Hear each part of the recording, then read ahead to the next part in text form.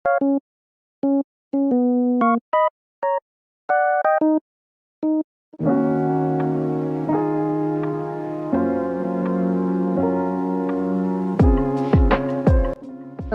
selamat pagi anak-anak.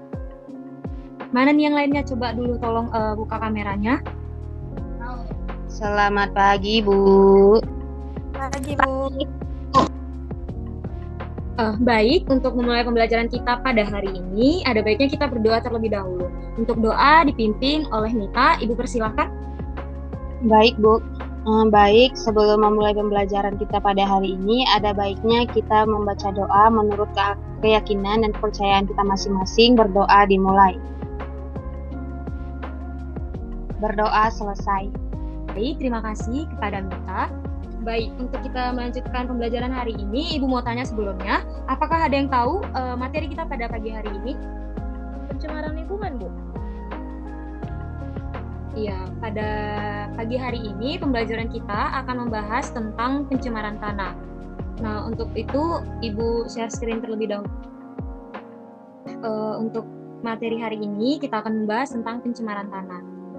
Sebelum itu, mari kita flashback ataupun kembali pada minggu yang lalu tentang pencemaran itu sendiri. Nah, ada yang masih ingatkah apa sih pengertian dari pencemaran? Lingkungannya rusak, Bu. Iya. Jadi untuk pengertian dari pencemaran itu sendiri, masuknya atau dimasukkannya makhluk hidup, zat, energi, dan atau komponen lain ke dalam lingkungan yang dimana itu dapat menyebabkan lingkungan itu rusak atau tercemar. Nah, untuk gambar ini, dapat kita lihat pada gambar ini, ada yang bisa jelasin apa sih maksud dari gambar tersebut? Saya, Bu. Iya, kepada Mita, Ibu persilakan. Jadi pada gambar tersebut terlihat sungai atau laut yang terdapat banyak sampah, Bu. Jadi dia tercemar, Bu.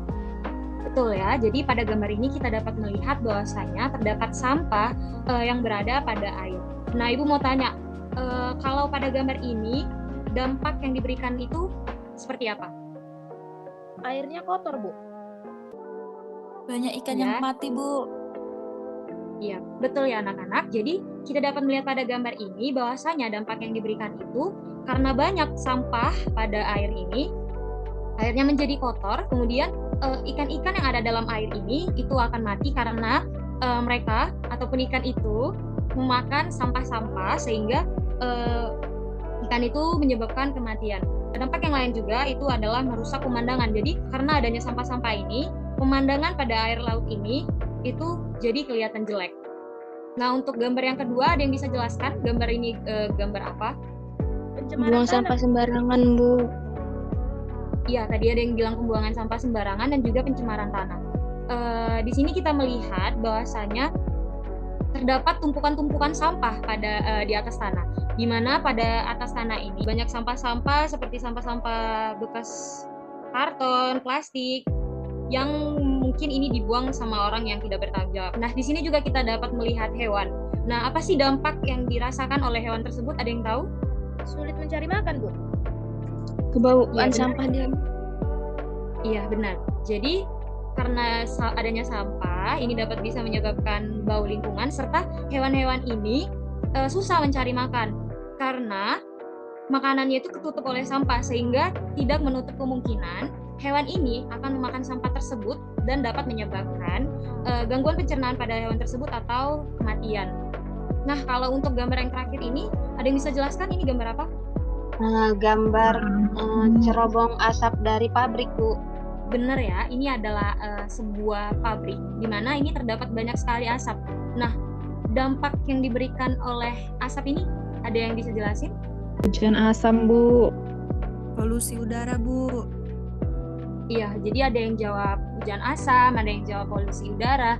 Nah, dampak yang diberikan dari asap-asap dari pabrik ini adalah yang pertama itu dapat polusi udara dan dapat merusak udara yang kita hirup sehingga itu dapat menyebabkan penyakit bagi manusia itu sendiri dan juga pada hewan-hewan yang berada di atas seperti burung itu juga terkena dampak terkena dampak negatif dari asap tersebut. Nah, jadi dapat kita simpulkan bahwasanya jenis-jenis pencemaran itu ada pencemaran tanah, pencemaran udara, dan juga pencemaran air. Nah, selanjutnya kita akan masuk ke pencemaran tanah lebih spesifik nih.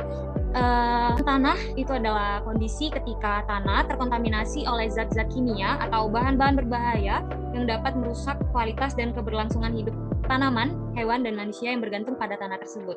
Untuk selanjutnya, Ibu ingin kalian semua mengamati video ini, kemudian nanti Ibu akan tanya bagaimana sih video tersebut atau analisis dari video tersebut.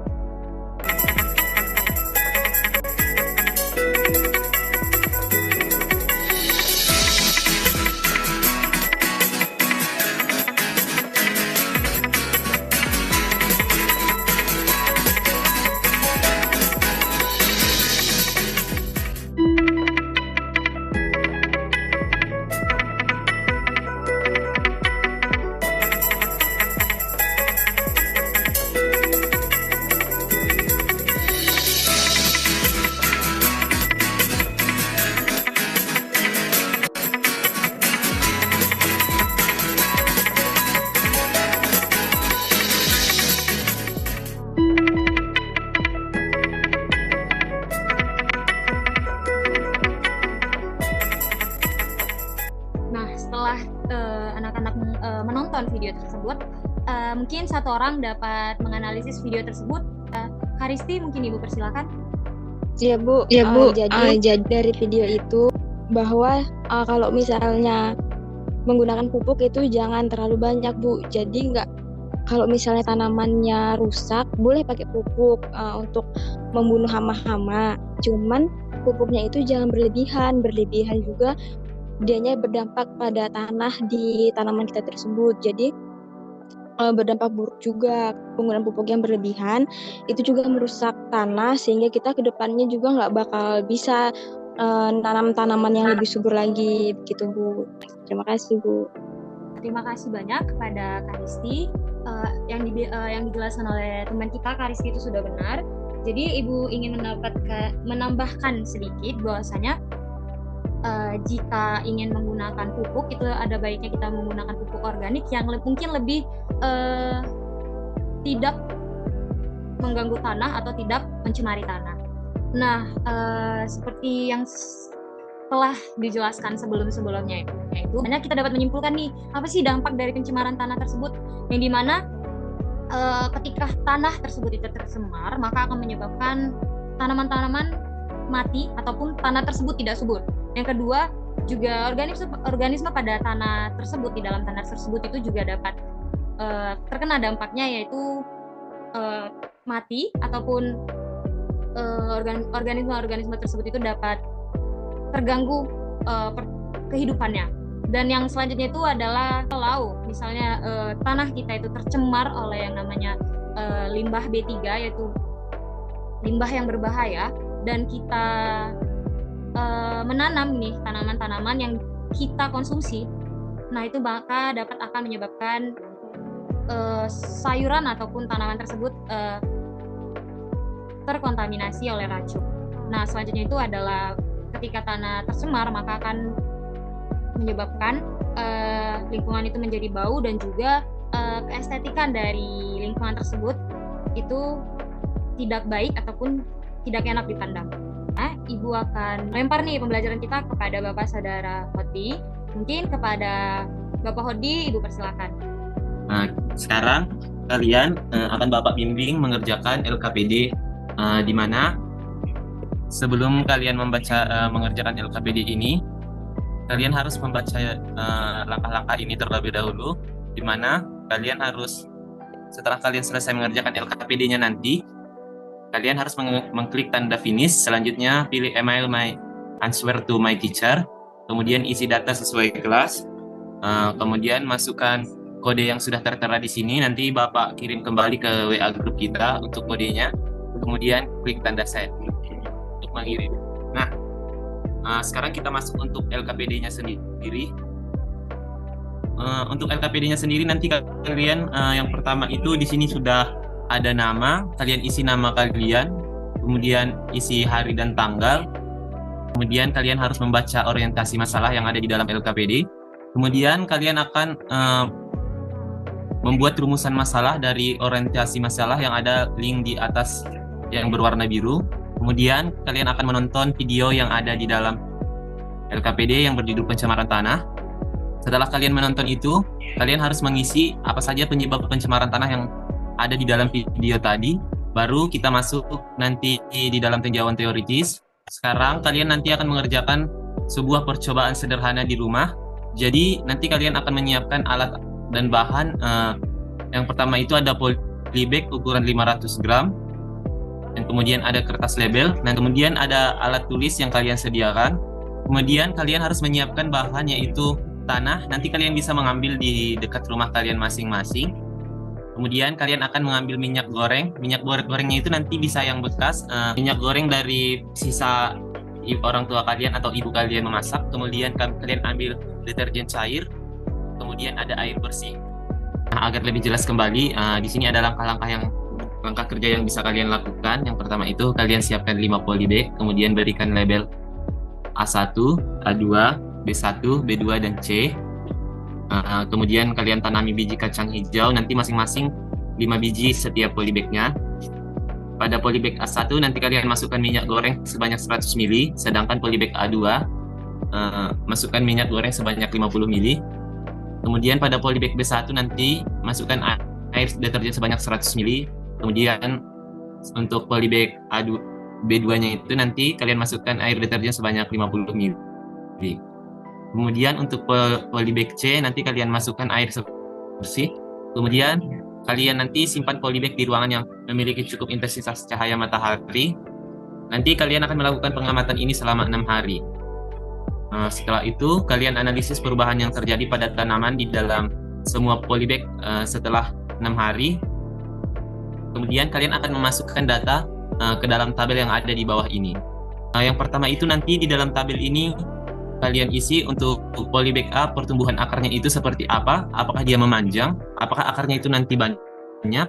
Begitu juga untuk polybag B, A2, B1 sampai polybag C. Untuk pertumbuhan batangnya nanti kalian perhatikan tinggi batang dan diameter batangnya. Nanti kalian bisa mengukur diameternya itu menggunakan kertas terlebih dahulu yang sudah kalian ukur panjangnya. Nanti kalian potong dia agak memanjang.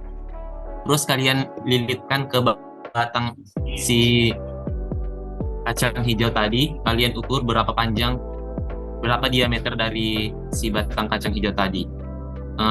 Begitu untuk polybag A1 sampai polybag C. Kemudian kalian perhatikan pertumbuhan dari daunnya. Kalian periksa berapa jumlah daun yang tumbuh dan warna apa daun yang ada di setiap polybag dari polybag A tadi sampai polybag C. Nah, setelah kalian memasukkan atau mengerjakan proyek sederhana tadi, percobaan sederhana, kalian akan mengerjakan nanti di sini ada beberapa pertanyaan yang harus kalian jawab. Sejauh ini ada yang ingin bertanya? Sudah pas, Pak.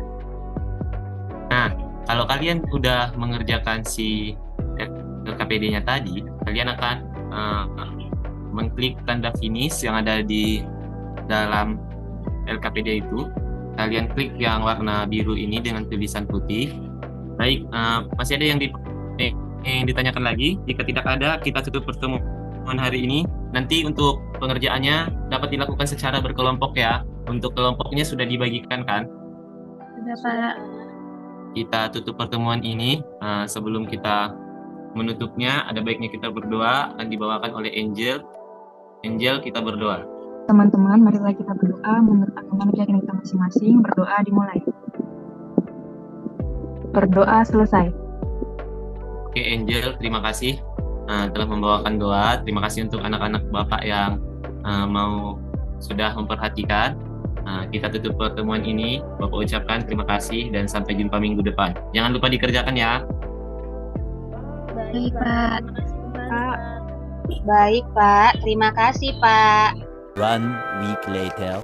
Oke, selamat pagi anak-anak Bapak. Berjumpa lagi kita ya di hari ini. Bagaimana pekerjaannya sudah dikerjakan LKPD-nya? Sudah, Pak.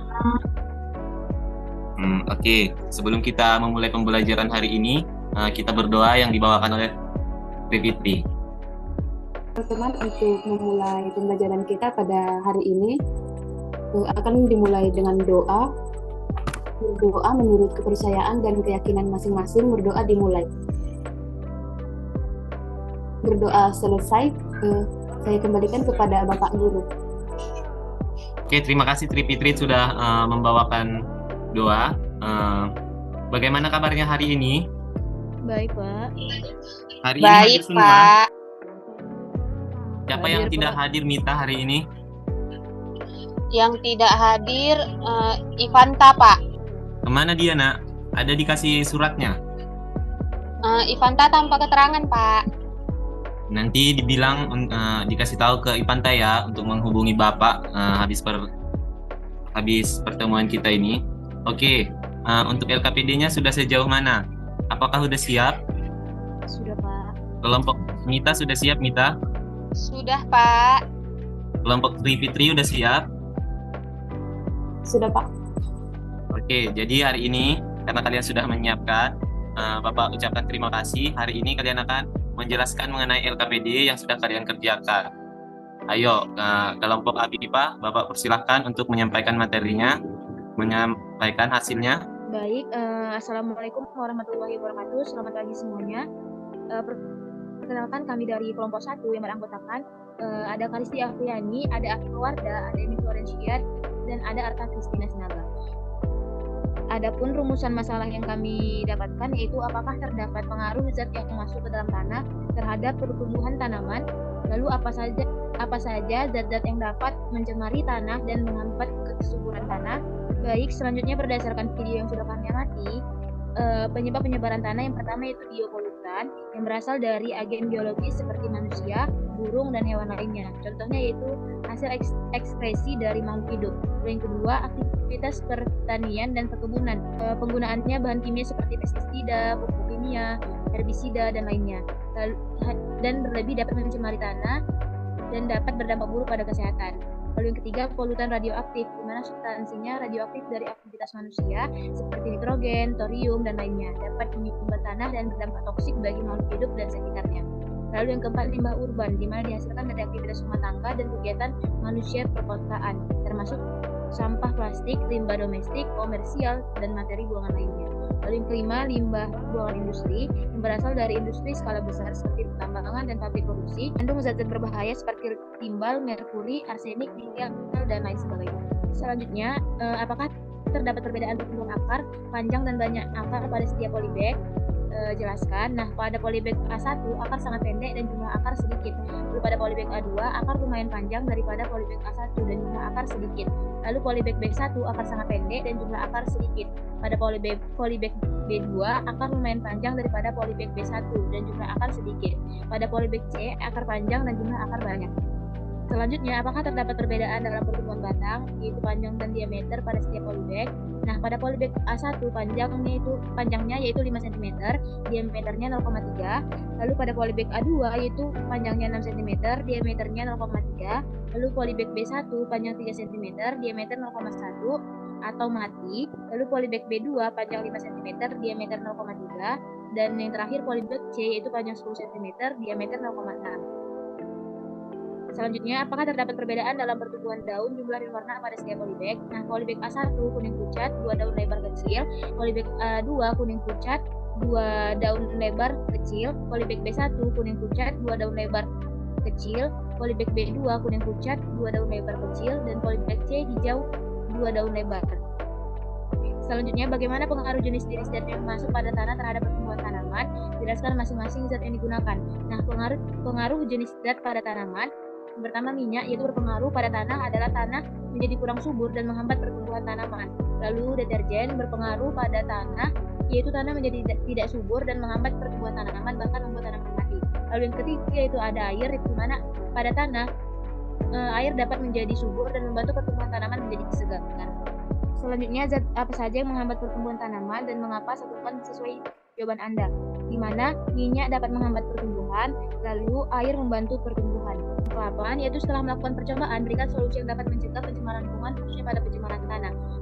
Nah, tidak membuang sampah sembarangan termasuk sampah plastik, lalu tidak menggunakan zat kimia yang dapat membahayakan tanah, yang ketiga tidak membuang limbah industri secara sembarangan, dan melaporkan kepada pihak yang berwajib jika terdapat orang melakukan pencemaran tanah atau membuang limbah berbahaya, dan memberikan nasihat atau teguran kepada teman-teman yang suka membuang sampah sembarangan atau sampah yang berbahaya.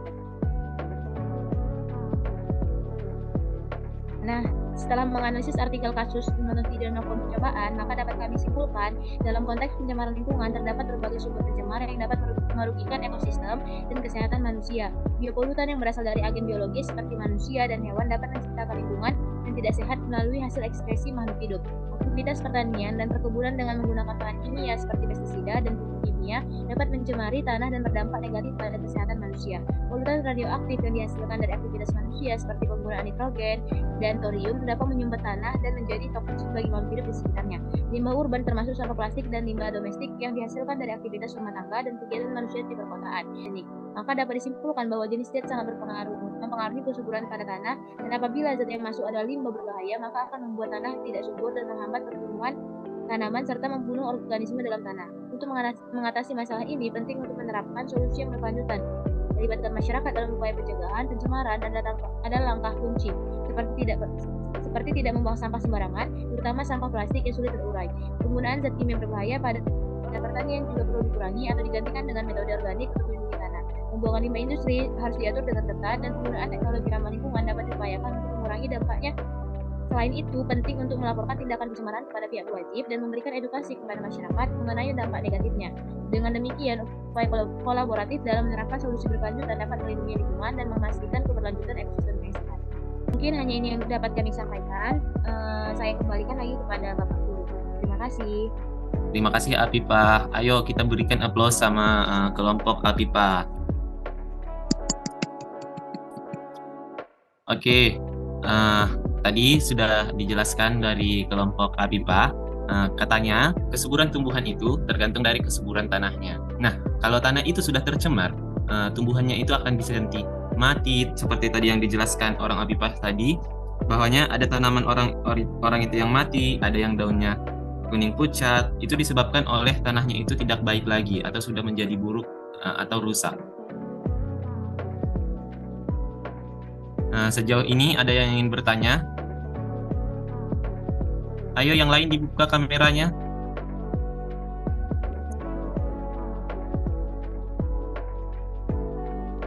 Risti, ada yang ingin bertanya, Nak? Ada yang nanya? Enggak ada, Pak. Pas, Pak. Berarti sudah paham semua kan? Sudah, Pak. Sudah, Pak. Jadi kalau kita melihat ada orang yang merusak tanah, membuang limbah di tanah, kita harus apa yuk? Apa yang harus kita lakukan? Menegur orang itu, Pak. Marahi orangnya, Pak. Ya, kita tidak boleh memarahinya ya, tapi kita menasehatinya supaya mereka itu tidak mencemari tanah lagi, supaya alam kita itu terjaga. Ada lagi? Jika tidak ada, kita tutup. Sudah pas, Pak.